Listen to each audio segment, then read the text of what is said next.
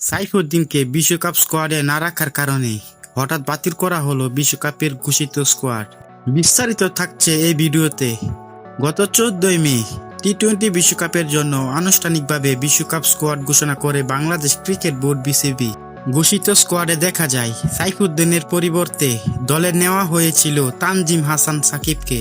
আর স্কোয়াডে সাইফুদ্দিন না থাকায় সামাজিক যোগাযোগ মাধ্যমে বিশ্বকাপ স্কোয়াড নিয়ে চলছে আলোচনা ও সমালোচনা।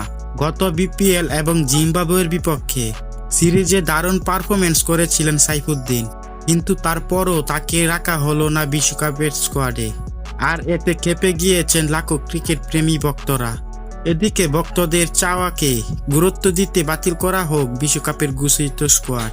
সাইফুদ্দিনকে দলে যুক্ত করে আবারও নতুন করে স্কোয়াড ঘোষণা করবে বিসিবি, এমনটাই আশা করছে ক্রিকেট প্রেমীরা। তবে ভক্তরা আশা করলেও নতুন স্কোয়াড ঘোষণা করার কোনো সম্ভাবনা নেই। যদি স্কোয়াডে থাকা কোনো ক্রিকেটার ইনজুরিতে পড়ে তাহলে তার বদলি হিসেবে দলের যুক্ত হতে পারেন সাইফুদ্দিন। অন্যথা ঘোষিত স্কোয়াড নিয়ে খেলবে বাংলাদেশ।